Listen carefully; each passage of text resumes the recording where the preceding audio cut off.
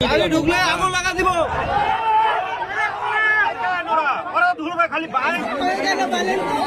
Vote প্রচারে মমতা যখন জেলা সফরে ব্যস্ত, ঠিক তখনই ডাম্পারের চাকায় পিষ্ট হয়ে মৃত্যু হলো বছর 5-এর এক শিশুর। এই ঘটনাকে ঘিরে রণক্ষেত্রের চেহারা নিল ধূপগুড়ি জলপাইগুড়িগামী হাইরোড। স্থানীয়দের অভিযোগ, প্রশাসনের নজরদারি এড়িয়ে দিনরাত নদী থেকে অবাধে বালি লুট চলছে। সারিবদ্ধভাবে ডাম্পারে করে সেই বালি পাচারের সময় আজ মর্মান্তিক দুর্ঘটনা। এর প্রতিবাদে এবং বালি মাফিয়াদের দৌরাত্ম্য বন্ধের দাবিতে পথ অবরোধ করে বিক্ষোভে ফেটে পড়েন স্থানীয়রা।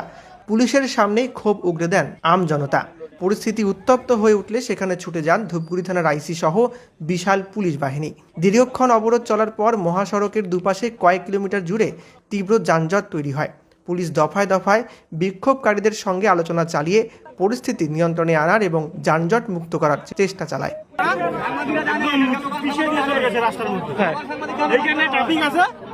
কিন্তু ধরতে পারেনি গাড়িটাকে, গাড়ি বের হয়ে চলে গেছে কিন্তু ধরতে পারেনি। আচ্ছা, যে অভিযোগ প্রশাসন কি করছে? প্রশাসন এখানে ছিল কিন্তু গাড়িটাকে ধরতে পারেনি। খালি বাইক যে রাস্তা, ছোট রাস্তা, ওই রাস্তা গাড়ি মানে বালু আর বড় বড় ডাম্পার যায়। প্রশাসন এগুলো দেখে না? প্রশাসন তো দেখে, কিছু বলে না আর কি। আমার বাচ্চা একজনের 5 বছরের বাচ্চা, এই বালুর গাড়ি এসব গাড়ি দিলে খুব অসুবিধা হয় আমার। এখন পদ আটকে কি দাবি জানাচ্ছেন? আমরা চাই যে এটা আমাদের বালু মাফিয়াদের গাড়ি ঘোড়া এসব এই রোডে করে না, বন্ধ। আমার কামটা ধরা,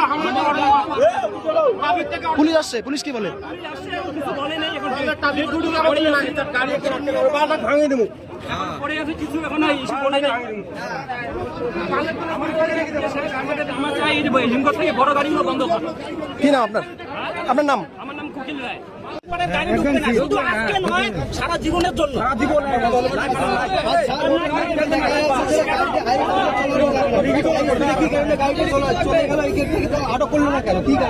এখন সিসিটিভির ফুটেজ দেওয়া হয়েছে, নাম্বার দেওয়া হয়েছে, গাড়ি ঢুকলে আগুন লাগা দিব।